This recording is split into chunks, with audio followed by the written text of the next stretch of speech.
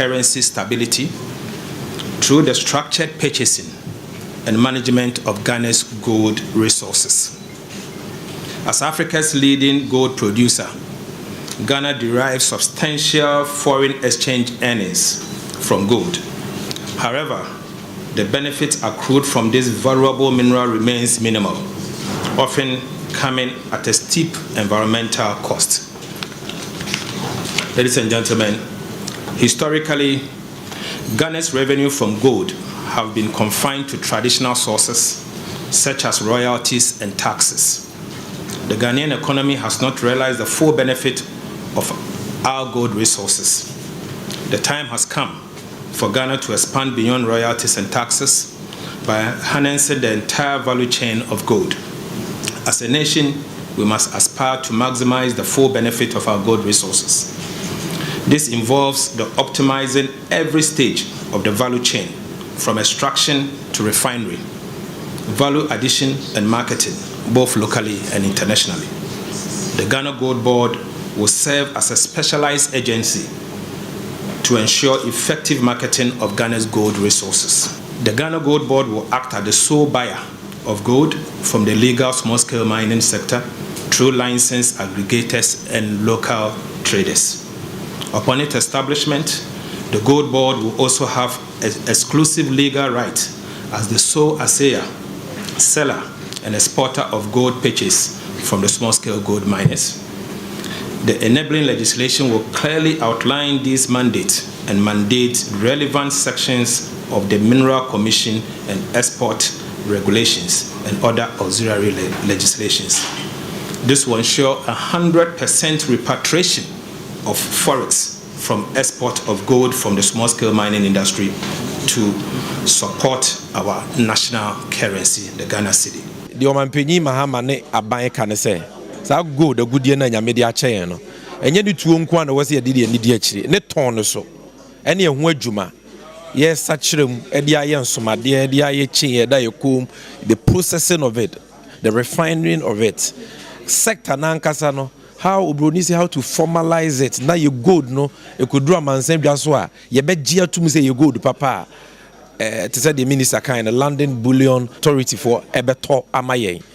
eno ho adwuma na ye pese gold ye den gold board be den ebeye enti enwuma yoko bebre a we to gold no we ama we export license Minerals Commission ama obi export license or the to gold PMMC so ma license gold buyers license almost so the to gold Bank of Ghana so ama obi sika onko to gold na mefe so ama obi sika aye basa ye pese yesesa samre ni nyina na ma adwuma yoko ba ko pa ye friend gold board and na yes adwuma no ono no broni so be the sole buyer of gold from Ghana gold bia to ni Ghana bia no se ye beton de hanko ade agye se woton e de ma gold board o gold na beton kra agye se woton de ma gold board na gold board so ene be ye the national assayer obehwe gold ni se gold a ye de kwa amanoni bia no e gold papa omo ma kwadare wo sa agudi ahodo enhyehyɛ ye ho no Minerals Commission MEF Bank of Ghana omo nim sika sem obi aka ho nti ye hwɛ sɛ animanimu ya te sɛ the finance minister aka no ye betumi ahyehyɛ mmra na ya ye enhyehyɛ ye ni yese na be a gold board betumi afiti na dwuma se by 8th of March. What is your position on the current licensing regime in the small-scale mining sector? Do you think the current status quo has contributed to the increased rate of environmental destruction in the country? Thank you. Thank you, Chairman. Chairman, when I get the opportunity to be approved as the minister, my intention is to undertake a holistic review of the licensing regime. I've already talked about how there's so much duplication in the issue of licenses. I've talked about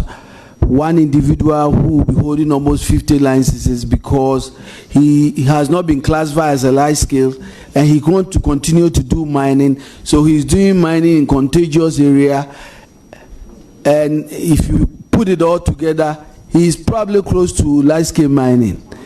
we need to look at this recategorization. We need to do a holistic review of this licensing regime to address the issue you've brought about.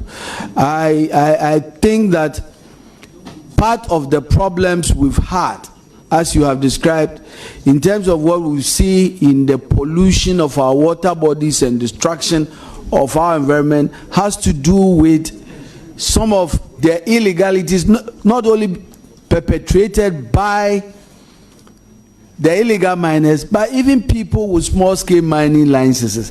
That is where we must focus on, and to make sure we organize them well, to make sure we can have supervision and monitoring, to make sure we can use modern technology to focus this industry so that we will not have the challenges we've had. Thank you. Ebra NDC amanyoko no dɔm ano boaboafo bi a wɔn mo afutu abato empɛso aso wɔn de akyɛw passion ko ɛkɔde ama mpanifo sɛ adaworo madabra kampanifo nso mu fama wɔn no na wɔn ano kɔkɔtwea ɛne nsɛmhunu a wɔn di yɛ amemu ɛkwan so concerning appointment a ɔrekɔdo na nhyehyɛ a yɛdze gu akwan mu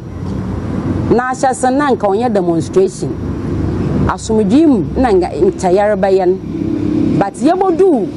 yana party office han nzama enyi dane emma yeye za onsa da yeye nti damarbi se ya asa na ehiem wo ha nyare ye hu da azibia yeye bia no yanye ne ye osanda ye constituency executives wonye kasai but ye nyo twa no honhom na ye bu hwan nkomo a wonye ezi no do nti sende se ya sana ebegina yan party office enyima yes yeze achopa ne mu yedur NDC amayoku party ne hu donti yeda achopa yazema yan omanpanyin John Dramani Mahama na yana achopa no yasane yazema oye yan nyina yan kenzefo Dr. James Kofi Annan oye efutu parliamentary candidate Doctor, yaza chapa sonko na yazimu. Nche dama na mwana yeruti. Nke nyizi kwano don. Chode yotumi ye beno. Na yanyo wotsina ho na ye kan ya na adwene yazi chiro ansana yetu dama na mon. But yanye yesro de fanyano fo chen. Azaya no yehu de entwaye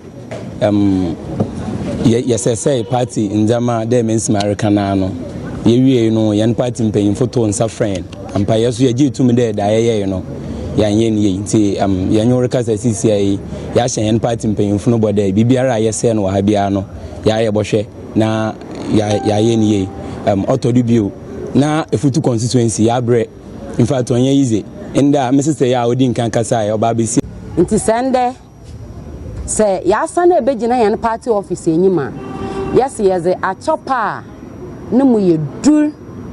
NDC amayoku party ne hu donti yeda achopa yazema yan omanpanyin John Dramani Mahama na yana achopa no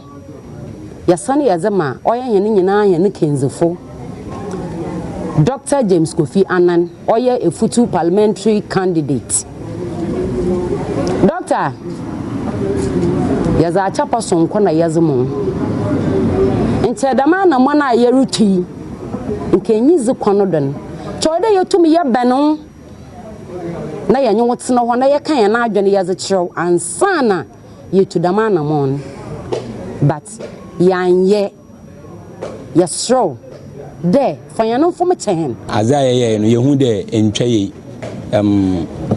yes party njama de men's Americana no ye no yan party mpanyim photo nsa friend ampa yeso ye gitu de da ye no yanye ne nti yanyo rekasa CCI ya hye yan party mpanyim no bode bibiara yese no ha bia no ya ye bohwe na ya ye ne autodubio na efutu constituency ya bre in fact onye easy nda Mrs. ya odi nkan kasa ya oba besi ya wada south more than 1 week because of limited registration wa kwa challenge obi na Argentina ya bre na youth no so no yen dado no kase nyina ne Dr. James Kofi Annan so yetete appointment na yen tinidin ya tipanyin bi ni din wa ha a panyin so bra na ye brain na ampo no onka ho nti o ma youth no yentume control ya akoma nti in fact demonstration record na am the otte so friend they bad na mu ye but before friend no na da ye be ye no ya ye since then obi o wa ha bia I was for watching Motem of Fidia United Television and Ebnada Anopay or G4A, me pentem a opepombo to me da, et also eduno and ngoche, now we shall breno so and so about paho, meeting no and kno, a power DNA, a bubo be amamwa, vetting dear any butcher to ya, honorable Amakufibua, a canoniso adihuni, and cratano so the San Semibiaba, and then so vetting no better so a Dr. Edward or Manibuama, and Nini Pabemi. Sebi kanwa wonum ebekwa kopie vetting no enim Linda Oklu Greater Accra Regional Minister Designate ono so ebeko ene enti na chese ene no nia ewo ho efa vetting ho no eno no na ma yenko enkrata ne so Daily Post Mahama petitioned to remove EC chair 3 others from office over alleged gross incompetence. A.B. Bright takes Charles Forcing to Supreme Court over Tema Central victory. Then, Gold Board Committee inaugurated, address trade barriers and invest in infrastructure. Mahama to AU. The insight, over $10 billion gold smuggled in 2024. Minister inaugurates committee for setting up of Gold Board to halt black market deals. NPP 2024 defeat not spiritual. Ex-MP Eugene Enchi takes on GS Kodia. Amakufibwa unveils bold strategies to combat galamsey, protect forest reserves. The Chronicle will deal with illegal miners ruthlessly. Amabwa Technical Committee to oversee drafting of law to set up Gold Board inaugurated. First phase of Buankra Inland Port ready in March. Contractor appeals to President to fast-track its completion. The New Crusading Guide, Baumia defends democracy as best governance model. 3,000 delegates, 7 African heads of state to participate in APD 2025. NPP's 2024 defeat not spiritual. Eugene Boachi Enchi trumps America and the challenge of African sovereignty. YA welcomes Malik Basintale as new CEO. Daily Graphic, Minister directs headcount in MMDAs. Gold Board Technical Committee formed will stop cheap state land acquisition. Amakufibwa assures, and Farhan Al Hassan appointed new GCB Bank MD. The Daily Dispatch. I am grateful to Volta region for their loyalty and support in my political life. John Mahama. APD starts in Accra. Baumia outlines 7 threats to African democracy at a forum in Nigeria, Part 1. I will take NPA to the next level. Eduji Tamaklo there. And I have been dancing Kratano, Bibriama, Jada Ukwada, Utai Huomupa, we and in Krata, Abejaso, Anopay, Yamani Bofo, Jacob Kubi, and so Ejina or the Enho and Sem Ebebrain, Krata Biana, Mishimo, anything, Kalik Archdiocese of Accra, the press release be Abba. And to say Catholics and Free Masonry na opinion in Sasha no John B. Kofi,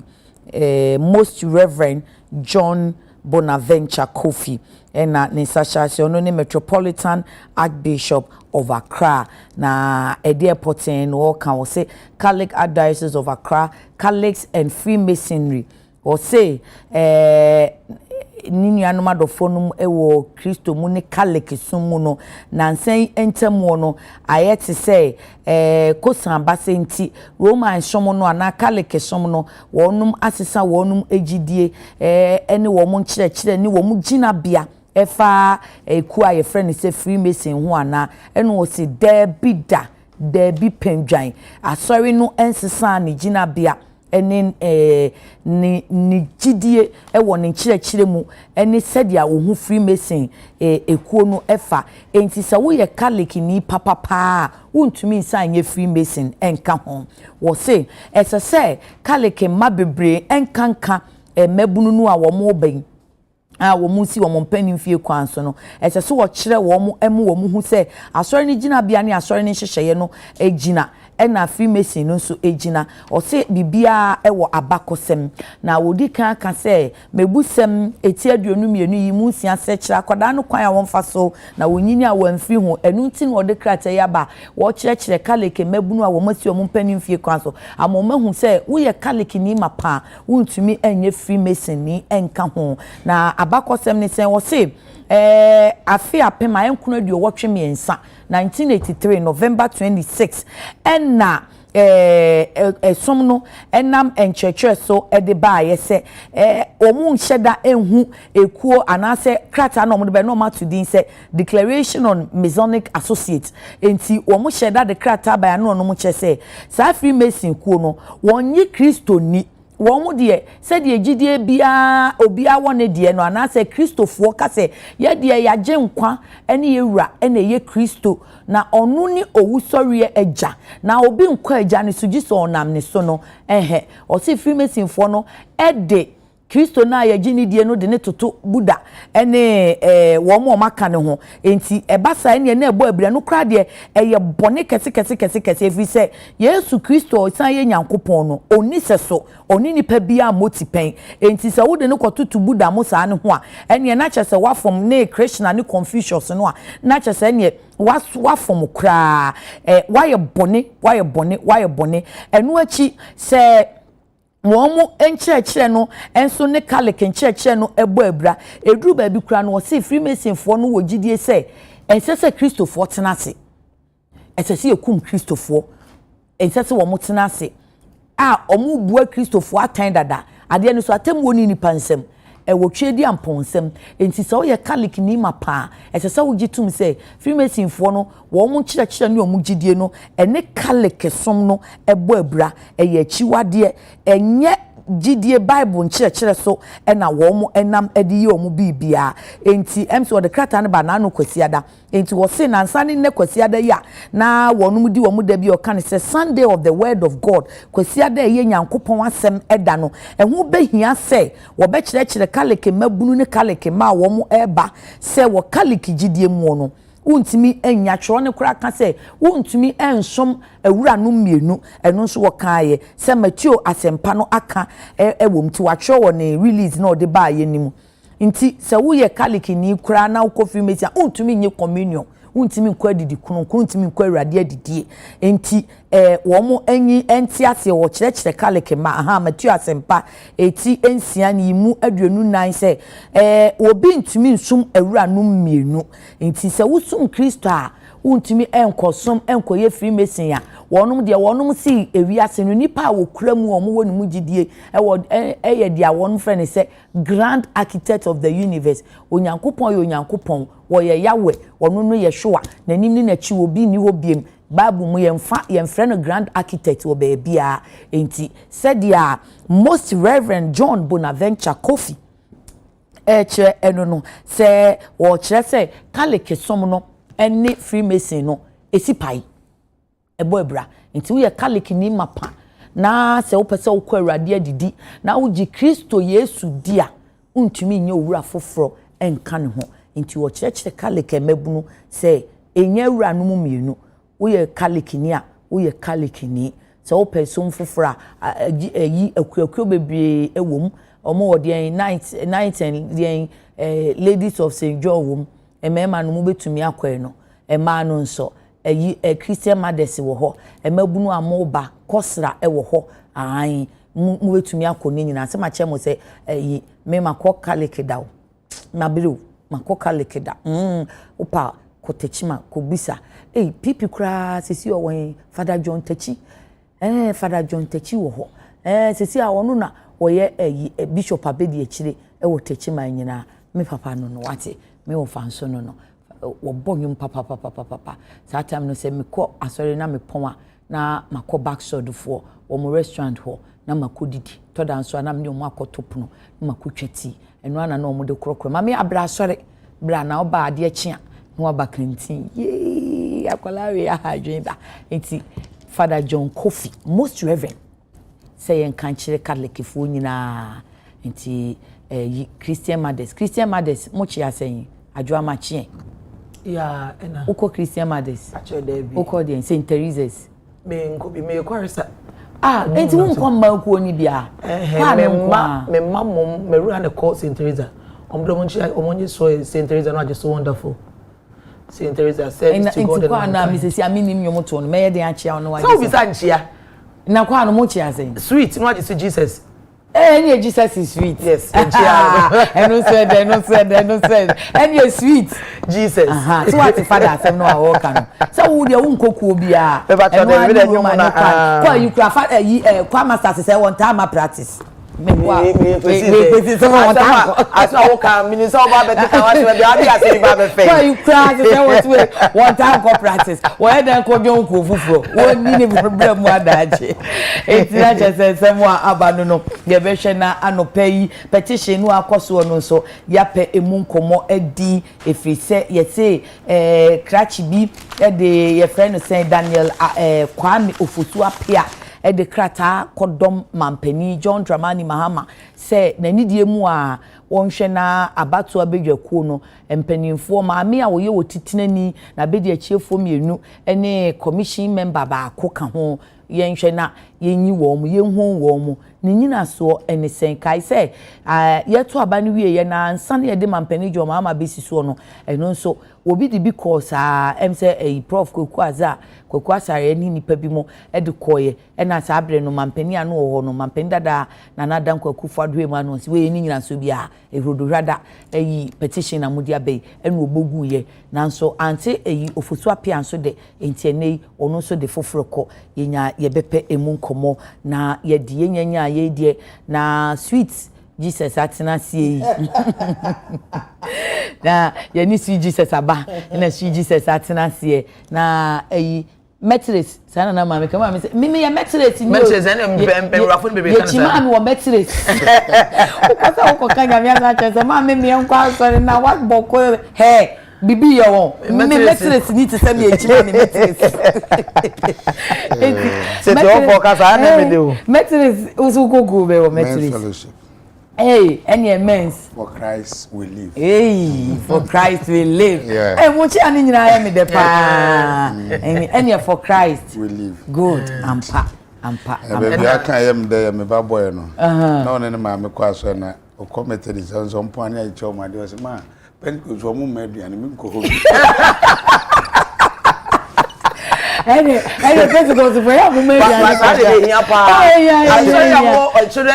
we are children service anyway. Esa one problem ba me kwa time na mani ama so say na ma wie SS but me pass sorry come sorry am tifie me na mu nyina e Roman for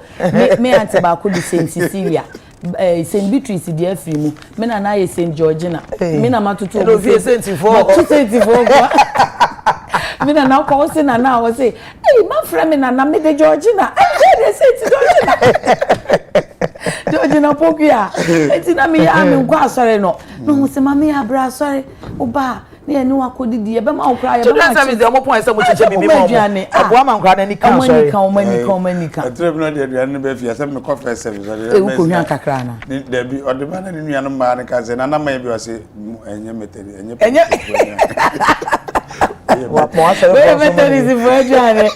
Methodism for my idea to my aduane Pentecost ya mun aduane ma Sunday school for no why let the very mo be ba more na Proverbs 22:6 na so for Bonaventure most reverend akano na etumi abem we dey na motivation fufuro bi ohonom Jesus is sweet enti for Jesus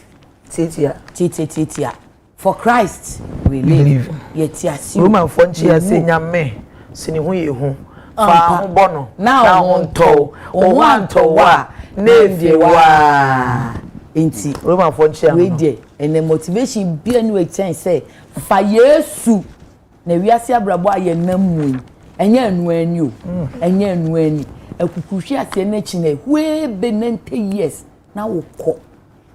a na mu obi a na ada wo se onipa wu anansa wu adan sai for it is appointed unto man to die once and after death judgment. Jesus is the only way to the Father. He is the way, the truth and the light. No man goes to the Father except through him.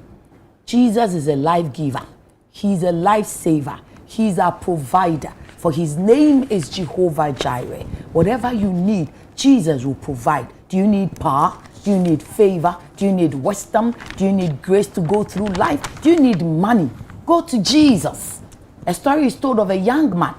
a boy. Oh, sorry, I know a kobompaye. Ne mama watch and say, boy, whatever you need, ask Jesus, and Jesus will give it to you. Really? Akolani here bibia, Jesus, give me toffee. Na ne mama mo de toffee na koto man.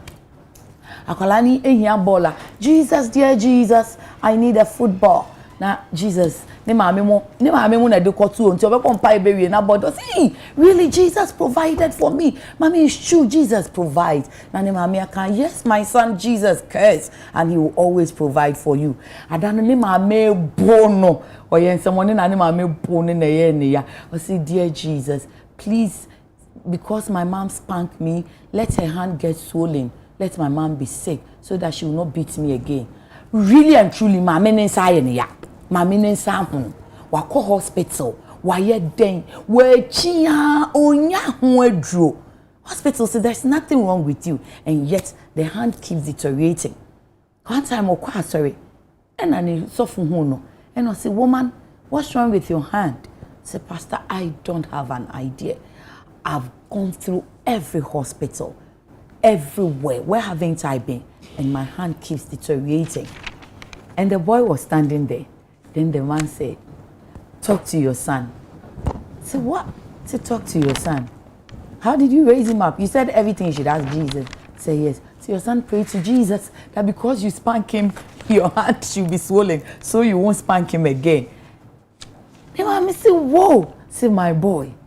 you did that? I said, because you spanked me. It's okay. Do you want me to be healed? Yes. Then go and pray so that Jesus will heal me. Indeed, the boy went back. Dear Jesus, I'm sorry. Please heal my mother's hand so that she'll be fine. She said she won't spank me again. And the mom's hand got healed. So you see, Jesus answers prayers. Jesus answers prayers. It may not come at your time. Get it? He doesn't move with your timing. It may not come at your time. But he sure will.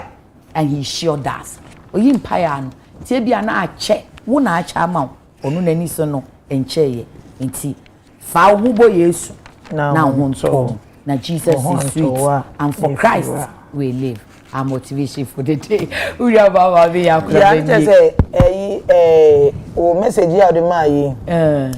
Akora no a ne maame atete ne se de bia ya awon mpai no musa de ohia bia musa Yesu. Wo de mpai na bo ne maame dua.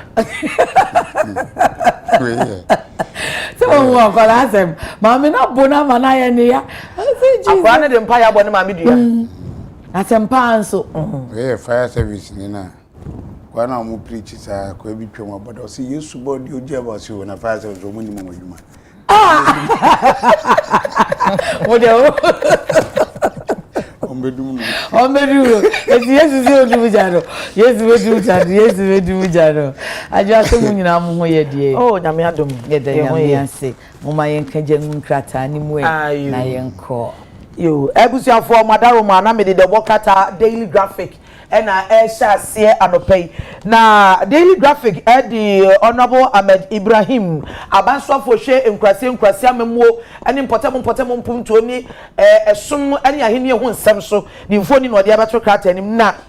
se mo de atodwa ne se na no oba abedi suafo yi ena handing over note e de man no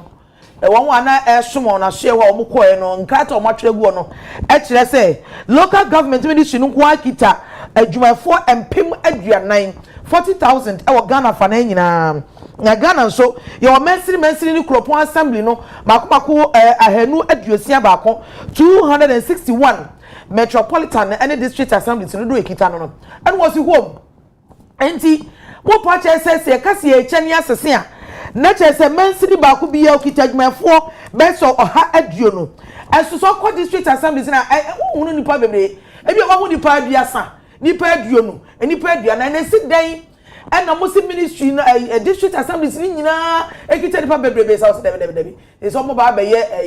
we abekan obi ya enti wo se mensin assembly biara e wo man mu ye head count enje se anopa ye bo pin na dwafo nyina ba be hia ni aka me na me number 1 na me number 2 na ni aka mu nyina ni ohwe se e benye nipa bebrebe na omo ka se omo ye adwuma na na wo se de omo hu ni se e tole bia na nipa nya twe wo book mu wo mo din da payroll so so me so aban chia wonka enso mo nya adwuma na ghost names nko a na wo be kwa na nipa kakra bi na eye adwuma no eno nti wona shisha odi aba no wo se yenye head count our district assembly biara mu our Ghana fa na ba bia no mo se mensiri bia assembly ne adwumanfo no wo san na wo ho e bi se so ko no ade ohunu no ohunu nipa aduonu nipa adiasa enya no kre se omo nyina ekita nipa empem aduanan eti ho asem na de wokata daily graphic e dia betu dwa anopaye ya wo che se die omo ba be kinkan na se ekoba se omo hunu se nipa ni bi bro so a yetimi ehunu kwan ya befa so omo ye ghost names omo di wo payroll so bo so me so omo ka chia koto bank account mo enso omo nkwa adwuma omo timi yisafo ni nyina afirim na kakra na omo gusu omo ye adwuma no ye de omo ka chia ese eni abasobodi ese fata e dia ma omo na so mu nkran omo timi aye adwuma ni ye enko ba se nipa ni din akrata so woji akachia nso omo adwuma ebi kwa be hwekwa no ni Ghana ase esu din e da payroll so a bo so me bia na kachia ekro ebio Honorable Ibrahim Ahmed asan dia tudwa Bosi ebinumu bosu dwetire say yawo minister fufuro bayi ene akokoma say ba bayi binu adinu so meyi obi edi wono so ya politician wo ba na adwuma wo professional wa amase bia wona ya asemesi na me na maba na me de nkrofo ba da bi adwuma ya ntia ya bebu odin fa wo no say wo yi adwuma ni ye na wo sum ni ye di a wa amaso ba bayi obi edi oso no munya mo ba be ka bo no ayi adwuma no na adwuma no wa nye ni ye di a na abekro na say wo ti wani asi na wo yi adwuma ni ye di a wa maso ordinary ba be si obi aso na we ya asemesi ni na we ya amanyoko we ni debe nyesa na obe omo nyina e be ka bo mo ayadwumaden e dia somo oman Ghana we ya asema local government minister Honorable Ahmed Ibrahim ono dia tudwa daily graphic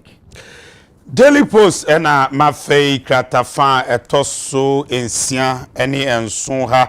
ena migina na oswafo a hwoman sikasem so Dr. Atofosin nimfoni ne da ha ni na ne se omode abedwaku bi ababebo ho a dwumadi omudi ni se omumfa ensem engun krata so se na be ya won be ko mrahye bedwam na mrahye bedwa no bobo hu na omudi tuma na enya gold board eno eni tenaya ebabehwe eye sika akọ my Ghana etu no so no na fi omde ho nhihye aba no kire se baby a oma adwuma yi ekura omo se so mo hwe eye Precious Mineral Marketing Company eye PMMC sanso ena Bank of Ghana ena fi private aggregators omo moto gold ni ade ena fi technical committee ena eye mineral commission omo ena adwuma yi ehom sa Ministry of Finance so eka ho bi ena afi emranim for na ochese omo pese omo ye nhihye sanso bia so ya na wapeni sika bi not mantwe be bi osimi gold oman yi wo sika akọ papa ye ka wiase aman a omo sika akọ Ghana uyi edin firi mu a enyiyi nanso ehia yen a ese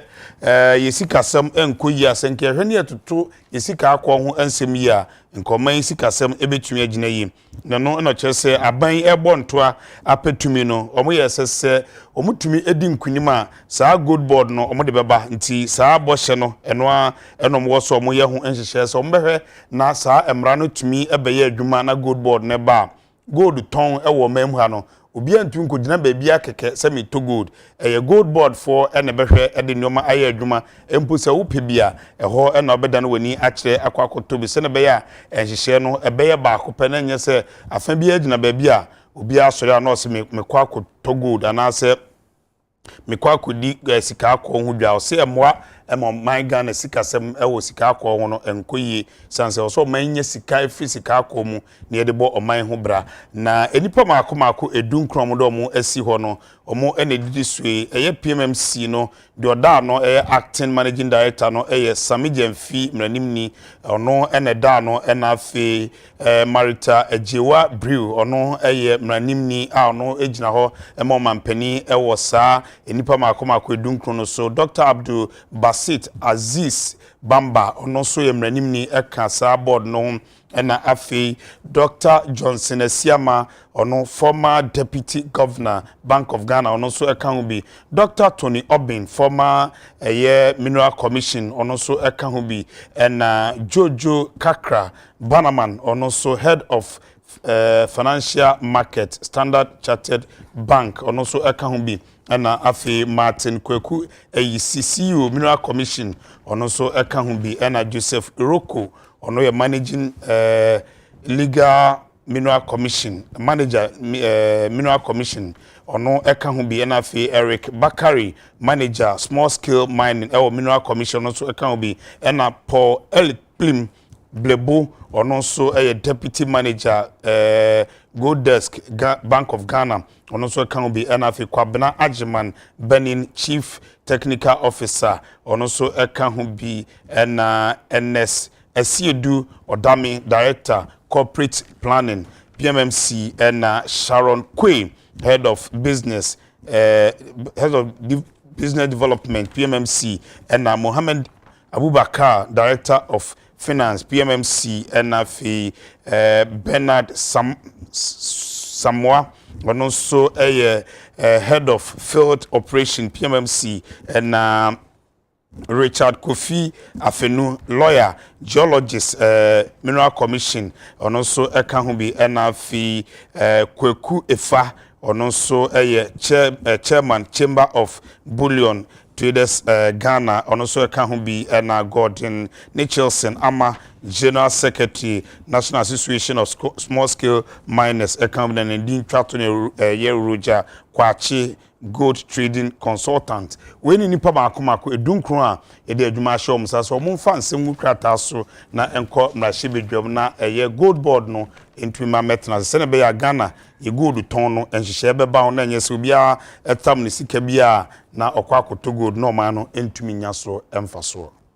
we abusia madaro mama me to waso the Workrata Daily Graphic e dia betu edwa was see Metropolitan Archbishop of Accra Most Reverend John Bonaventure Kofi wano ene woka say na nasi wodi atu dwan de mampani John Dramani Mahama wasi ensem yi oka ye ma Ghana fo gina so enya ne mugidi eni arehye moto abade tumi hye ne sa no one for se enya oyo na ontu ana mo ema sa ne ma no nyina entimi mbrem wasi de di kan ene se won si ekwan ewo corruption eyesikadie keta se hye oman sika enwunu kogu ankwankwa bi botom no wasi yara ho sempa no obo so oba obetu ho ana mo nti wabai one for se enya oyo etia mienu galamsey Roman sofo pon say galamsey eyadia abaye oman no chese ayete se kaka na edidi kom sai niema wasi galamsey kroi asai oman nsuo asai yakwaye asai mfuo sai nsase sai niema bebrebe eti ayani bresam ayese so obi adidi agro eti na banya bai galamsey nsam no oma eno susu ehia no eno achi Osofopon Bonaventure that's was added to us no was see to the beer I didn't want my wompe aduane a wuchiri na enso so obi abeti so see wonti na o show yire kete se aduane no wompe odi was say be yes LGBTQ wasam no was say emfa won ne o shadodo a amanone aman ni amansem waku a wo mu wasika wo nsem obi ne be hye no wonya ne nan so na sa de ontu ho anamo ne en hyemra wo man wo entia efi se eye oman no ya mamre ene yentetiye ene yegidie ne yesom ene ne ma yebuo ne ma hia yen no asesi apreso masabi ahokyire nti akom nti obi etintim yen na de yempe no o me ye eti sa LGBT ko mre be hye ne yatia no mampani ema ho asem ehia no wei ayensam a Archbishop of Accra Most Reverend John Bonaventure Kofi wono no de atudwa Daily Graphic and the Daily Post so ede sa ensem na ba betos na we di oso afọ kwa hoye sa aso e ho no ono ene yetoto no mra hye bedwam ene okasa no abo imono ama kofibo a ene no okasa e wo mra hye bedwam ebra okogina edoma mo toto no enim no ene okasa no se obey oba behwe se saa fomagudi a yentu no kwan pa so no omanyi behwe na yeyi e de afiri ho no se de di kan kra obehwe na yeyi afiri ho no li 246+2 no ose ye kwaye ne ade ne yensuo no ye se no ne mwa enti obehwe se bekom na hye bedwam na emre ma obi kwan so nkokwaye mu enkotu fomagudie no ibeyi afiri ho se ne be ye kwaye ene yensuo no betumi atena ho e de ama oman Ghana ose eno obehwe ebiew ose ade ba ko a obehwe na ye adwuma no se tumi krata yedi tu eye fomagudie no edu ba bia ne gye no akwakoye ensem bi na obehwe se ebe kɔ fom e o mansi se ne be ya ahemfo asase ru amone ade no omani besam bi so obi gi krata na de mansi ho fa an ka oben ho bi obekɔ akɔ se nipa no EPA krata enhyehyɛ ne ade wo asase ne ho no nipa na ya awie na nyɛ o me konkran ono so bia nkran kuro nim ho na akwakoye se ono de onimu bi na ye de na asase kɔ anase famagudo nkita krata akro so me de fi nkran na eba na yebu eye amanfo e wo mansi ne nkronkuma no fa so nto se eno so obedi ho dwuma na wade ogiri se nya ade ekoyi we Daily Post krata fa etoso enan Mami nso mu ma ona ye nkoji kop kubi ho emrantie busuan wie ye koji kop kubi ahofe ho na yesi potifo achi enipa du enum osusu se wonum ye land guard ene de enye kaso a trade fair he ya entine de Jacob abanani mpa ahofe ma che so fa me di so enti wo frika so abetin akọ trade fair wala Mr. Afefe. Mo waya ade boye mu e. Mini station baby am call bi. Mo waya ade ye tie o. Yo baya America keni Adekye omo eye chado. Eno wo trade fair ni tipe. Omo chire mu a one a omo yususu say ye from Langard foi. Ya na omo ha omo abre no e wo hom. Enti na no efie de ya. Dan adankra be say nan no ya abrosan. Omo kodwiri eguye. Afi foforo gugugu esisi enchen eno so omudwiri ta adan no eduguye na omu kire ma be se mfemienu nie na omu si dan no ewo ho no amranche bi eba ho ebe stop omu se omu nja edan no omu sie no na oho no asase ne yo omu dia na omu kire mu se oh omu dia omu ni eye ohawo bia asase no omu ato omu register ema bibia edimu nti omu dia omu si omu dan itebandane basa ye ewo ye Benjamin Amuzu no nra ye ne kase na o kire mu se ekoba ne sa no mu kopie mu wo court e ma court edi asem no ewie pay yo e ma kire mu se omu konkosi omu dan dan mu sie na ene na no efie dai emrante bia omu bo peni bia bibi nti yentumi fa peni ni din tuda na sa police for ewo eye peni ni din a omu gosu ye nsem no hwehwemu na mo emrante na omu begugu dan no mo ye bakwa ko 35 na abia police for eba ahomo no na dodo na edwane manaka 15 menu ka say a police for mo fe in crime Accra Central ankasa ene kopie mu wo homo a omo kwache sa emrante na one omo wo trade fair ene etire ho kire mu say efi Friday na ye be tie emrante nde koye no ewo mu a no go say ba kwa pie na wa be 19 mantemu ho one ya be tie omo no Emwa na ba kwa pie na obe 90 mantemu ho enti we de adesede na omodi to empenifo omo ka ebi wom tremu se wo omo wo transfer eti any child ho mo no omo fo ohaw mu pa wo sam ranch ni nsem na wo mo ba nso a no mo di mpenifo din enenam na omo do mo nim pa se mpenifo am ranch ni bobo omudin nyina enya no kra esan se omo hu sa peninu se bebia am ranch na beje no peninu si dan ewo ho mo na mom obehu no na peninu na buseni bi anase ni nue bi na ebesi dan wo bebia sam ranch ni be basabasa eje asase ni free omo no nti we de omo da desrede to IGP ene omapeni 70 John Dramani Mahama say omo sra na da emrante ye omo nsa akomo yi omo mbo omode no mo fo mo nkopie omo asem dibia na omo ma omo hu say asase no sam emrante ni dia omo be jade ama omo na say omo Benjamin Amuzu ene afofro omo wo oho no so omo dia omo so bekoso esi omo dan na omo mpe ne say emranje ne beba ne ya che omo ye de omo ko ne eje omo ye che omo ye de omo ko ne eje omo we de sune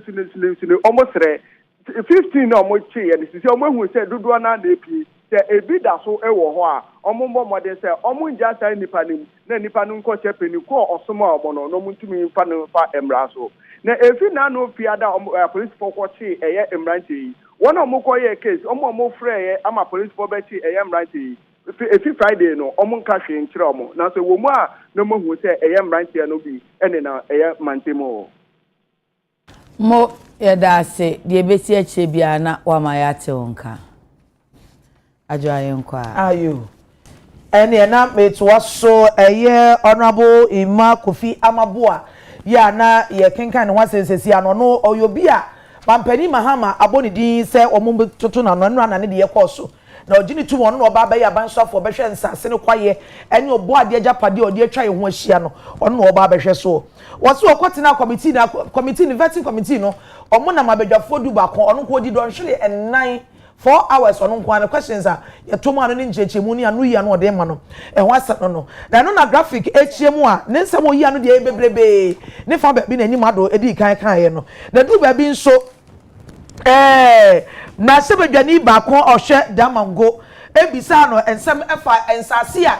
yes, state lands and Sasia or minor idea. Ya, or more no be soon sa by swap for be or Yabamu penny. Owie no kwa o se me pese me to asase ni aton asase na sa dia ma no fofofo obisa no wasem e no yi ano echeche mu a na eno na honorable Jinapo ebisa ne se ukọ NDC amanyoko ni manifesto mu o mu twroye se ensase bi wo no mu a obi wo a ebi da cantonment ebi da Roman Ridge ebi da airport na ache obi wo no obasom se MP owie no kwa wase asase ya ban dia so mani je on pese meto ni ato ama no aban ade we mbe ni je on ato eti wase o mato mo bu ase asese won wa ebedi dibre wa ban mu afi 2010 ye to o man sase ma ho mo e wo afi 2014 ko si afi 2016 won ato on sase mo nya edoso eto bi sa ne se enti se sase ye o man ne dia ya nkrakra bi wia no mo twa mo ato no ne na mo beye na sa no so mo hu ne se ensase na ya wia ma homo anase bi o mabo ma ne nyansa kro no asase ne buoden na so ne say ye o wa ban mu a wo 20 ni ato no fofofo ni ya de ama no nti o mabo ma ne kro no ana an wo say wo giritum o mo giritum no be ye soafo a obe ma na ni akosa de no papa fi say ensase ne wo ne eyoma ne nyina adea ayoma ne nyina japade enti enye ne kwano ne so obi bagibie so woto ni o ma na chie sikikituwa bi ne de so abo o ma ne nyansa kro no enti owura Amaboa se wodi ntu no be soafo a obetine ni ahwesa de nyina yie no hu se ye to asase ye o ma ne de ade amobi a enne yi sa wo so wuti sika to asase wo cantonmenta ebo a obi ya nu se de gie no sa pepepe ne beto ama wo na no kwa no obehwehwe mu fi ko hu se wo se fatase de ade ne ma wo ansa na de ama nya so woni gie ho a wo bo apia ne de asan ama na de ko da bi enya sa na beye etu oba betine ne ahwesa ne ma nyina wo se ne nsebisa ne ye bisa kwa akiri doso no akasa emo no so to bo ase ya no cheche mu nyina weyi eye ho asem a de obokata daily graphic na e dia betudwa Daily Post na mafei na SMB ye Kenya mampeni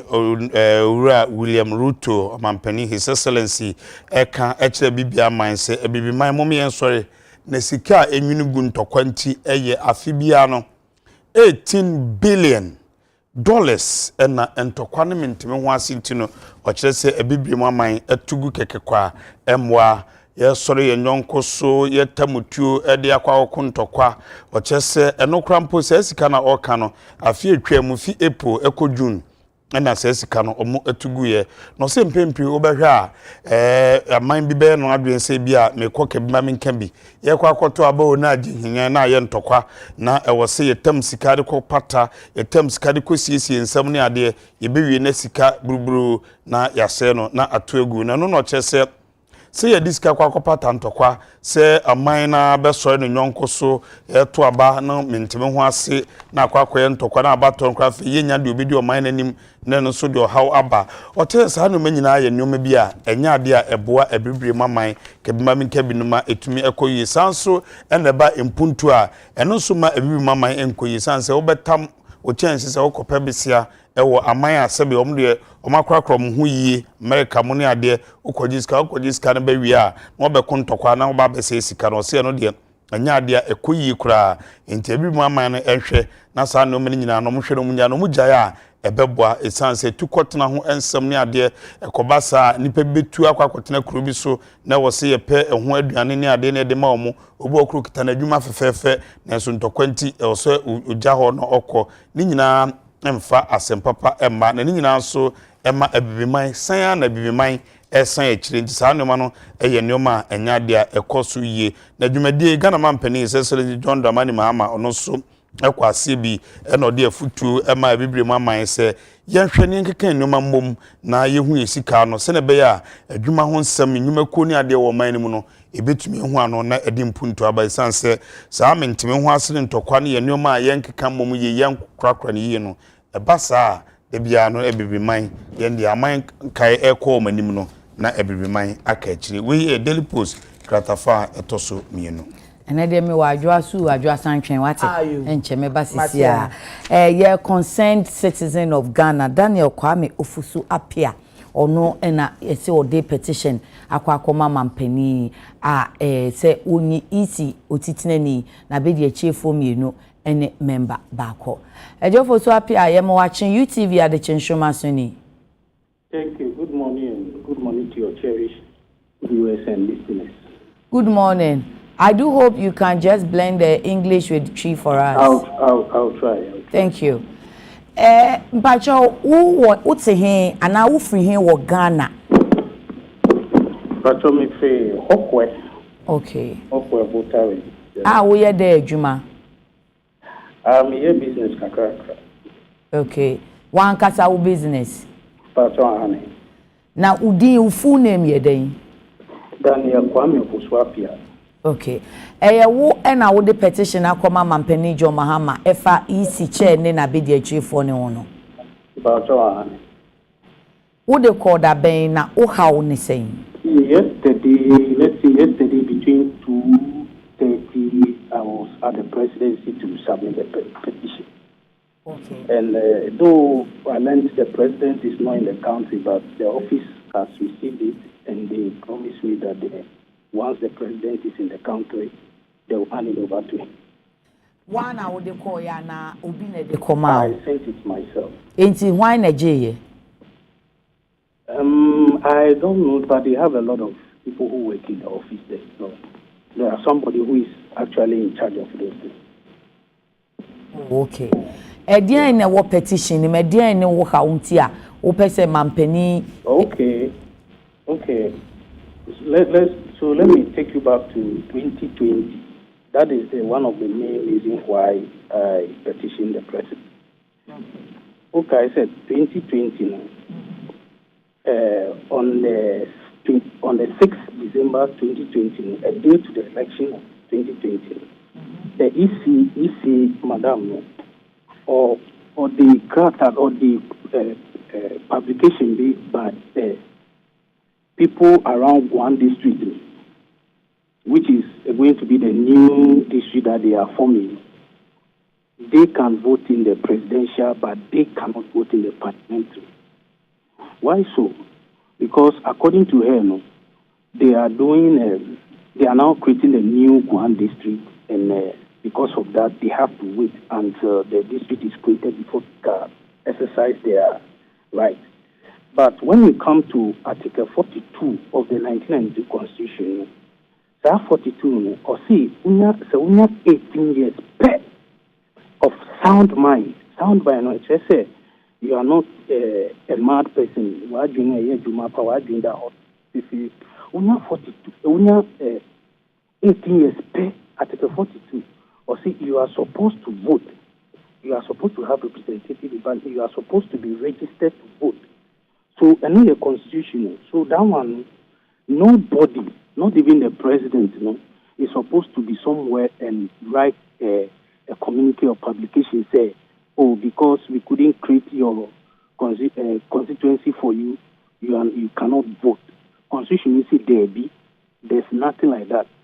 That is why if they are appointing the EC people, they have to appoint someone who is competent enough to know, say, things like this. If you don't deal with it before that time, it can cause constitutional crisis. So you are supposed to make sure, say, you lay your ally in parliament long, way before. You are supposed to know, say, you are supposed to know, say you have to lay down the LI. It takes time. It is a process. It moves through a process. So you are supposed to do all those things way back, so that by the time there's time for election, all these crises will not have happened. But what did we see? The EC waited, slowed down the process, waited, slowed down the process, slowed down everything until, and all this while even the people knowing that, okay, even if we don't have the district now, normally we vote in Hohwe, so of course we'll vote in Hohwe. You didn't tell them anything prior. You waited less than 7 to 8 hours to the main elections. And now the publication by say, oh, Moody district, we've not created it too, so you will not vote. You vote in presidential, but you won't vote in parliamentary. Meanwhile, the people, they were already voting in Hohwe. So why won't you allow them, if you feel like, okay, you've not created their constituency for them here, why won't you allow them to go back to Hohwe and vote? So that by the end of the day, they will have their representative in parliament. No, he didn't do that. That is one of the options available for her to do that. Look, we are not able to create your constituency for you, your district for you. So go back to Hohwe and vote this time. The coming election, you have your own district and you vote. No, you say no. You people for 4 years, you are not going to have representatives in parliament. No. And our constitution is there. You can't do that. You don't have only 2 minutes or 42. Only 2 minutes. You can't take away somebody's fundamental human right. They see fundamental human right. I just said, like you are born with it. That is a person's right to vote. You can't take it away by just writing a publication in the news that I've not created a constituency for you, so you can't do that. And 42 and Timamino, any deputies coming to that conclusion, they breach Article 42 of the 1992 Constitution. And according to Article 2, if yes, so okay. The decision affected Central Kofi for 4 years. They didn't have anybody in parliament to represent them, which constitution frown upon. They are right. But omu voti or presidential parliamentary no man voting. Now omu so isi no betumi aka say enye ye fault ye constitutional instruments no ekoto parliament na am pass ama ye na amantem. And I may say incompetent,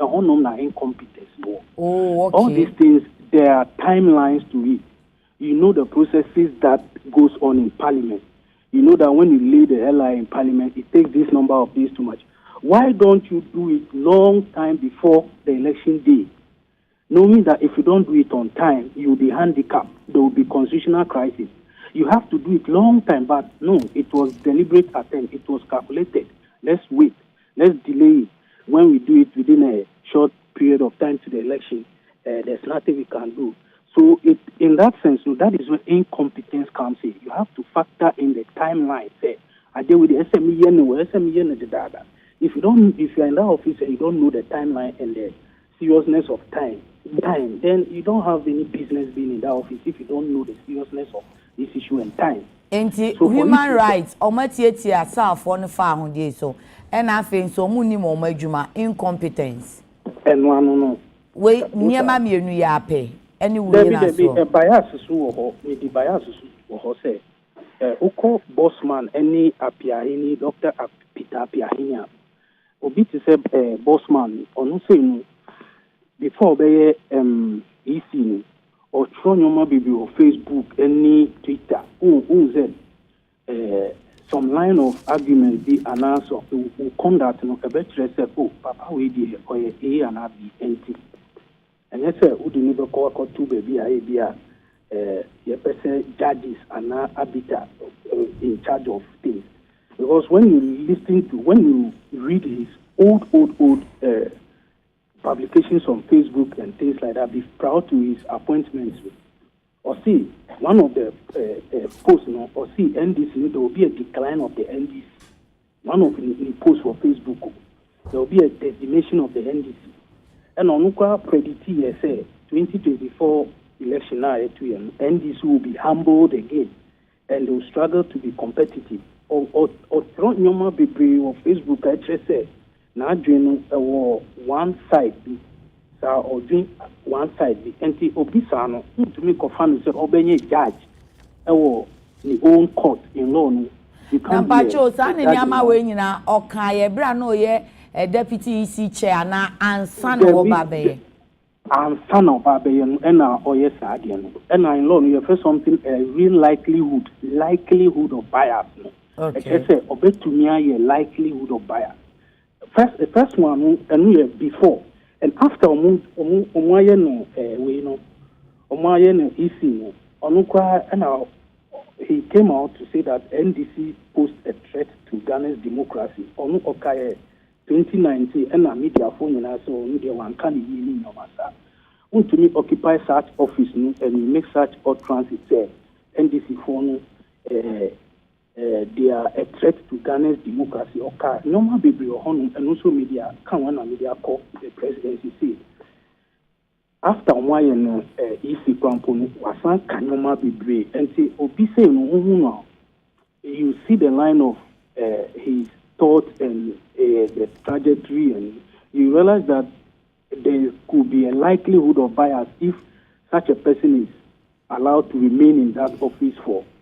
a long period of time. Okay. And when you go to Peter Apia Henono,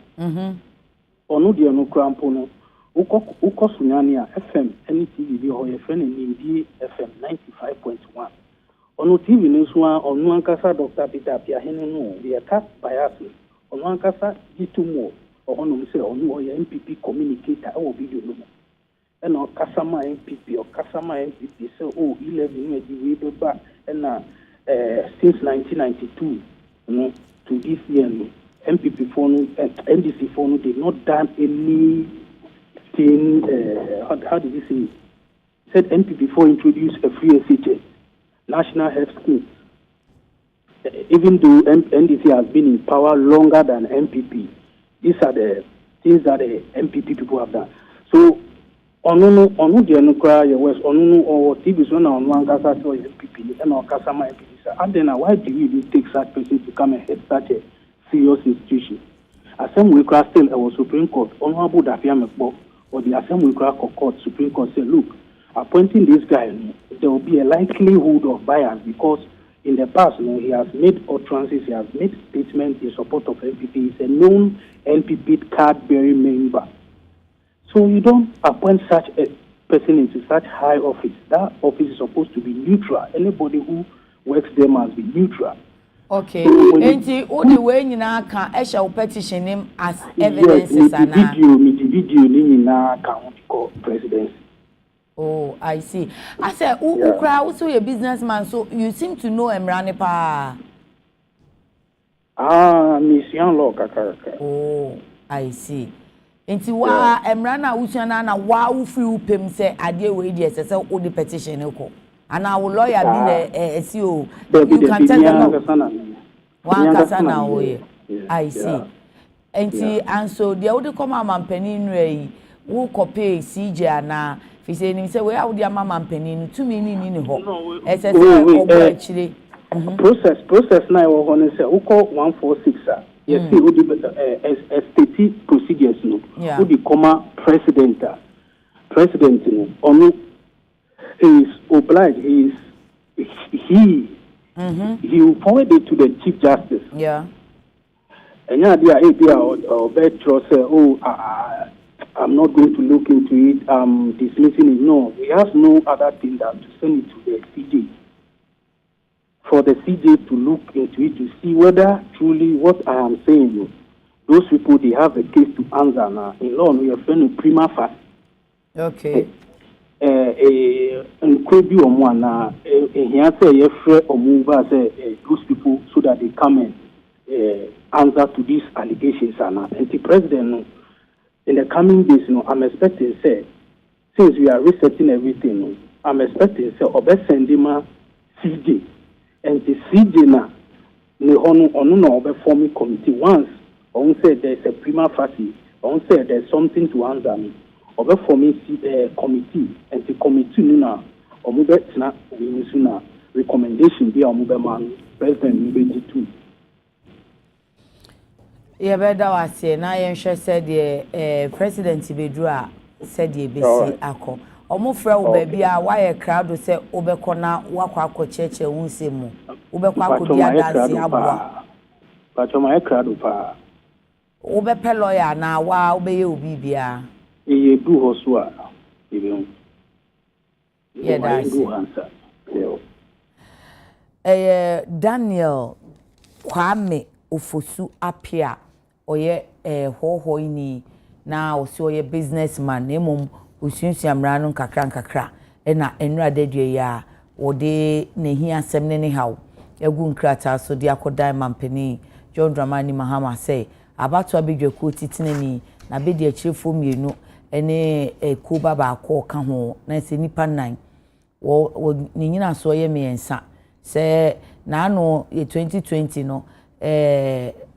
ene empesi ye guan a de kanenu ne ye kan omo sesa Santo Kofi akpafulipe eni lolobifo wo ma nya kwanto aba enyi mrache bedwani amuankosi wo manan osi wetietie omo fa ahodi so abato abedwako no esanse omo beyi ano se wo enya yen ya emra ye de kodan mrache bedwafiefo no omo anya ne ntem nti no ena amane amankose de na esese ko bibia mra ne de no osi nkese so omo dwen hwe kan ti omo anya hwe kan ne de na se omo nim omo adwuma nti no so no omo nim omo adwuma bembrofo ni incompetence ena de twato no osi Dr. Bosman Asari ene commission member Dr. Apia Hene omo nkasa ye bi mu no ekire se omo ejina amanyoko bi afa awasisi dua penjan ono Ofosu Apia yakase ono jina MPP afa enti saade a omo be ye ntanchia omo ntumi nyina mfimfini enye referee na chese sisire bi bekoso wo mafa brofo no bias bebem enti niam miensa we enti no odi agina so a ode na hi asem na koda mampani sese enti esese oyi wo mo ede wo nom efiri eho nanso ye hu bi pen ye tuamu ade ye nim se akodu mampani ho no mampani akasa ni saa tumi no enti se de amamra ne che kwan a omfaso no ono anso akasa mampani odiko yoni ho ti ye twen se oba anamon a obetuo ebedika no so hwem na wo nyina so a na afi wo bebo akire edi akoba bi esese wo de ko se hwenu nsuno ni nyina so a Bakwame Ofosu Apia se de mampani no ni hwe obeka se ni nyina so ase onu hu ni se wo nyina so nti mampani hwe animu na esese obo akire ko sisi ayi de wa atwen yem majo ayenko a ayo ya unu se deportation ekoso America ya no ani yedi hu nkomo yi the Obokrata the Daily Dispatch na mafasa brain na odi mampani Trump emfoni aba na ya na bibi bisa se the height internet so ka se bi oyini ti sei ana won se nso na me ka se na sa ni mum na ya na oye ni hu se no oye minim se ne ka sa so achia ni ti oh okay o ka sa no achia ni ti na o ka sa achia ni ti ana ye ti mu de e bi akakra ka ho yo bisa se mu tie na na one da wono aja wunim se mintwa wunim se nura wodi EI fofora ba se sojafo ni mu nso de ene ejai ojadem eno so e wo se wa wo ye transgender wa ko soja no ensemu no ya yi wa firi mu eno wo se covid bre no obi anko wo pane ye mo ma wo pane ya yi wo no wo se eno eche se nipa no back page na akọ be mo oh mo enti sesi ano si esese soja for no hwekon be fa so a mo betena se no ma ko ntokwa se China enfa ne se omo ni China em se wo hwehwe oni China ntokwa pa se ntokwa be omo ni China ntokwa ka sa ba ne sa no omo nya sa progressive niema na omo ye no ka soja for there ye Ghana e be ka se nka mo che forest na mo hwe mo boabo mo ase ready for war mo dia mo ti wona transgender and na there say mo fi onko no ye ti no yi ai ne nya asem kitwa omo di asem ti on so ye yi omo and so be reinstate so no bia be ba usika bi e ka mu bia different ones so ye omo a ne judges ne lawyers no omo di asem ni ti ano say capital hold here no sa omo di asem ni ti ano say omo ntumi ma man mra nya adwuma omo so enti omo so san yi omo ahomachi an so di nipa ni bia kodu Brazil for so afre ambassador ho so mra me yard because undumi mfa nipa makrum a handcuff nya de gugu omo nsa okay ba omo di omo je omo kwa no We want to Colombia dey one year. Omo but omo kire say Colombia asesa na adwen. Hey. Colombia na da mani ma me be kan na do o kan. Enya yem kwai. Tie. Me tie sister. Wo dem yan kan ye di answer. Du fi asem. Iya, say Ghana. E na no me ka se mo me mo mpa ye Trump kwan ode ye be fa so no. Ya ye nuanom ne ye wo fa no mo a wo fe ba be wo mmedi ade fo no wo abroche no a eni da wo mo so no. Ye say Africa fo na Ghana ye ye di kan. Africa for ebe deport wo no Ghana ye ne number no edo so si obi ala takra ma eti Ghana for nkwan wo de ye ba beba no wo mo atro se ice deportation no Ghana nkwan eye empemu nsia ene ekire ahenu 6200 Ghana ye de no eti obi ampa ba bi enyina ye asemunie Ghana if you na Egypt say Egypt for gogu America say nya no bi nie Egypt for de to so bi yenu wo mo so de eye people num any 5400 oja e do bia be ko yes o mu ni paper no na so ai wo mo e do mo beba e na Africa no nyina ye wo mo ni paper ai o mo aka edidi so wo Ghana e edi kan wo Egypt otoso mienu to nchen a wo mo edidi so e bi eti say Guinea for 4700 ye do mo nyina e ko fie e na bi so ti say Senegal edi pa 3800 ye deport wo mu nyina and obi ti say Angola they are 1800 wo mu nyina e ko fie eti sa wo sese a anya yanko uzi Africa for no guncha Europe for and wo waka so bi to so Romania ka ho Georgia ka ho Mauritius Mauritania o ka ho wo mu nyina ya list wo mu nyina ni pa ye no ba be kro wo so ba suma mojambra Trump wo suma moja krakra wo ru be kokro na ba bia be dwan akote bia so no obe wa ba be fa o enra ya mini se video se ba no nya bi hwe ya Walmart na nipa go unu se asam no abani nti e ma de ye mobo abata ni nyina e bi do mo ma se yi no mo ba be didwa trolley no e be aba grocery omo be to ni ma se obi empie to obi be penuane kakra do si ne mo ne ayi pano na akogu dem e na microfo yi ice fo ekopie ho eto mo na se police fo aba ya ni pe mo bo bia dimrika the water the banner born bo the watch na oba de wa pie because omo wo car park ho e ho no mo nyina ene ho se bri e dani mo ye ma a obi e ba be di dwa kogu fie e adwo anya asem ketua anya asem me se me na o se ya asem ehre wei e ya asem kase pa na ya tie wo se si ano America se de ni abre papa East Europe grad de wo mo so enu ade ko ma ochi omo kokokokoko omo nya so do omo be ko na no ya tie se na Colombia amampedi Trump wo yi we dia na opamo wa wadi abanka begu nsa ka se no na me ka se sheni pampempem yi America fo timi ya bo hankofa gu o mo nya obi anya bi me dia agugu o mo nyina ansa ne di wiem sei be gina ho no asoja fo wiem sei come on ni atom line na mu nya makwa kogun wiem sei akese mienu odu Colombia na mampani Petro se come on won fa nkwa ntimi popo ni nwe so ye nye wo mo ado mo be kwa de na che so mo nya Colombia fo de na che so mo nyina ya bone eto ono so amakwan ema mo awiem se na alande e wo mo krom ho e na sa do mo nyina koye e na Trump say hey obo wa onkrofo no beje wo mo eti de mampani ye ni say owi na okotena se fa paper ni pen e no si Colombia secretary me kan wa cho Colombia ni niam o export fi Colombia ba America jaso tariffs e be to no so no ha mu chemu aduonu num ya di gu ne so enya no nko mampani Gustavo Petro no ote hono na no yabe no wono yaman visa America na busuafo nya visa the party fo nya visa the party supporters say nya visa anya no what the sanctions akese egwo mo sesa mo se monye mo nkrofo ne dia anya mo be hunu afei mampani ni nkrofo kota se iya ko we dia se me ya se be ni ano so ya boa me ya sa so ya baji o ma fe de fo mo bra eti Colombia mampani ni na bansi o ma twea san enna Trump so samia enka be hunu eti se de wa makwan se o ye mfa ne nkrofo ni nyina mra America se so makwan de ene brebra ma ne ya ma ne etu nkotwe ne etwe se de sanctions no ye put it on hold ye no kwa ye hwe so san je fi e be san de aba na je se Colombia no watching Africa mampani bi che se wa na adwe se onu ne nkrofo ho be ka adwa mu de ene se ohwe na sanctions na asochi na Trump de beto no so no onye bema wonko bisa Russia asema no am so be kan ya wonko bisa Russia wonko bisa Putin se Putin se na ne de pa onye bema kwa Putin emro afio se bensie mienu se biensa ni Sanchez say wiase nya de good nsu krachi etimi agina ne nan so etimi atoto ne mama enkrofo ya mama mesra hwi wo bia ho na oda so kra etino say see ya de mampani no Colombia mampani no wa ma ne nsa so wa jatum si emfa ne nkrofo ne emra eti enya dia aircraft military aircraft no ye body body ma say day nya be hwemo boya ye hwemo go ne yakọ fanti no Ghana ye de na ne ye ka no ye nso ye de omo ba anura a video bi a ye hu ye ya de yakoso ne say omo chi ala tani ba ko na ala tani no emfo ne yiri aso no oba bi nso omo apartment no ye ha say bi aka say bi boys quarters no omu bi rooms ni mienu no de ba ko han na ono so ti ba ko oba ni ti so omo ba no ko shepu mo tu mu tre no she inside wo e na soldier face oba bi o se me mie na mie china I don't say where me are there be some video come say for US for UK no so where me ye de na be bopun mo bu no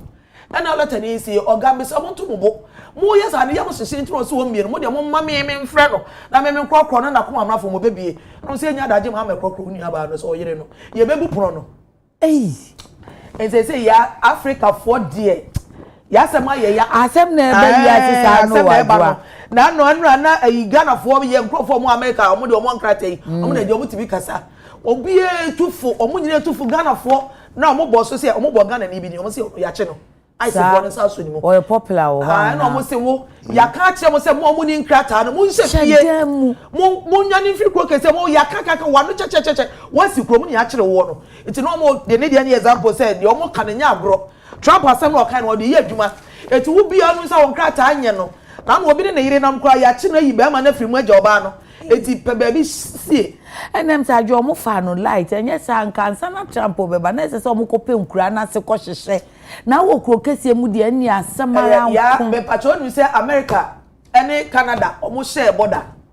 enra border no a ete se do figa na wo fa flawo na wo Togo no border no so e ma same day omo pe kwa akohye mu obi e dwane na ni che Canada ena border no so ka ne sa so tintin ana omo gina line na say traffic catch on say we amoyo obi e dwane na omo twa ya nya sa nketoa obi e pepe bi de nani a kire adwa ya nkan ni wachi a wo si agro yi be de say de ye nuanom asem a ato wo mo no nyame mu a wo mo maye nyame mu a wo de bi su omo pa na ye ka ni say no ya na me bi say ebo Trump onye o ye wo Ghana fo ni bia na de ma menyi fi Ghana akwantufo no muni nkata ni bia o matena kwa che abo merewa ebi yare e de dada mu ebi wuntimi nkukuru ne jeso o wuntimi mane na nte jeso so ano enti obe odo nya be kupre mu abre adwa obe ye o ebi anya kwansia ye wo Ghana fo ni bia me hu bi video o ma ye drugs o ma nya adwene mu yade o na abonten wo ma sei ebi sesra de tena no na okebi gu afiase enti yankokra ne yamre wane sabi omo yare ne nyina no akwa be so omo do maba na dwa wabo Ashan hospital ne de o de omo beba jisa ni oba ufi a osimimie se ya na immigration right for say omo ba memie se wa mie dia na bi ni se wo kase wo mo ya o se dia ne di e bebu puno nani eno omo ko Black American be fie emi se ni kunu no eye obi oni nkrata be ma no wa hen na address ni nkrata na o se o emi sa dan kwa sa video no are o se abema no I had an address but nya no tin ai ma me say since I don't watch e ma ma ya mo protect be ma no o se madam I had what na so o mu aya oba ha na odi e no na we o se ai na eye o mu chesa asem na me kan o se twodwo na sa be si na chi no ma hu se wo boa e ya asem o hu ne wonka adwo anya fedi agro enye bete kra kan isa adwas ma me nka ba me de wa de me gina de hia say we say futu ma yen I know dear because consider because Trump baba akoko and ye kwa and we president otoso aduanan enso 47th okay e bia ye kan obi kura nso hye chen we ai e bia ye kan obi hye chen we o kan se obe ye batie hu ni say yes sister adwa kan na obekwa American embassy na man for asan live onim so okọ no omo da so so omukọ oh asembe na woken e wo say ye futu ma ye na ya kan before application fee na wi no nya dey obekọ akoje enti obekọ se wunya 5 years a okọ a no waba trick na no kwa no aba eti ubon say who da so 4 years a Trump be free nti say Trump be free mu e be kwa na fe na wo ya ma multiple as ya ma 5 years they are definitely e be ma multiple ti ukwa no aba say nti the last time no ene ukwa no akokam say 6 months ni so a ene wo nem ma na che say eja on say de ye kan ya yo mineral resources bibre wa America yo yo ni me bi wo a ohia wa man bi ho ba ya na asesa no road ya kwa ma wo ku de nti e fa ba bi me ni adwa ni say de wo kan de enye mpremprem nso anu enye premprem just wo ho ono so oboa no be president no ye we nti wo so oboa no be president measures be na odi tukwam say me nkrofo wa ama no ne omu hu ama no ne amane bi ato mo nti me so ano se ne be ya da chi enko ba bi na Trump one trust sa executive order 100 no bra o ye na bra ba president campaign nya no prepare for no nti yenso ye president ni ade o maba no niema be no ma prepare say yenso ye be me so me be we ni na mba be na me so me man no but if you cry me gold ni me koko ni ade ame wona America ni hia no me so hihye be na be to komo no so ba me so metumi anya hihye bi di ato ho ye tie ne kwa Canada so no so ma is electricity or the America for so betwem and also 25% for the diabono Canada ya also South tariff 25% na for mu jujuju o ma no also Canada for am no man yes state at 51 or the 25% because of ben say ade say ne niama no ye in some wa on tiase by force again so man bi di no man kakraka say Canada also may state at 51 ma America me sha say o man bi betinti China say timi nya akokodro ne de China dey so anya trade surplus no Adana Springfield na me pay edina na me ref no okay who guys all your campaign Trump ka say Springfield Ohio okay waso o mawe double de nsuo na ni nyina ho na e ba wo no enkra ne nkra man ya nkofo pet o matoto mu di onkom from he ni si enkra man no he ni ji it Ebi omo kasa o go mu ja o banse mo omo babies no omo si ahoho na ebegu na hwe double no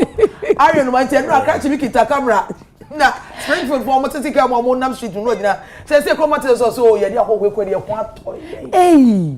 yes ebi mo fo support kanka white no omo ni chi abrofo no fo na ebegu Springfield one no omo be hwemu e wokro mu ha nyina eti say ye Trump ye so opam omo ho ahan omo ni age enti na ade na ekoso ne de ya ati say nsuo a ya to udwan fa ba bi enye ye ka chi bi onu ya man visa say 2 years ya ma da bi ya man visa for oposumi nso akodi mfie mienu ni tiate ya so no kwa echi adwa ni tiate said ya ne de me da se ne mo tiate kama mo amohwe ebere na mo ya ne de wa ya se de oye de oye Adekye Nsroma Trump Mr. Sa dina gazaro minyi ni say Adekye Nsroma Trump na say yes Africa for kra ya sesan ya tutu e ma no ye local name ya pablo fu do ebe to ba Trump asebe manga bia embassy ko bi okron fa ma okumi no waje visa Donald kra ya fa ma ya bi kwaku papa ye wache ne sunte mu ebe bia visa no ko be ka se visa kra wagya ma na wakọ no wapamo ti yemventu ye mu adwadi adanse na wi ayetimi akwa ba ma Pelix African style se anadaroma ene o sheme atade oba pel bia wo bia me da wase ai Pelix African styles owo wager SEC hono a bia DVL for office wono ehwa na Pelix enso ewo na opam niema pa matade a me shei ene Pelix African styles adaroma ena opam ma me nua ba ma enim adodie me wura wofa de e nyame ama to de ase bi enim pia da se buru da se bi mra bi e de nyame ase wenye Trump dia emza ye kwa ba ye ba ye be kan diabetes asiche yade eni se ya nhwe ne ya nso anu a ne ehun sema ebetia page aba na che se complications a ebetimi e de abre ye kwa ba sisia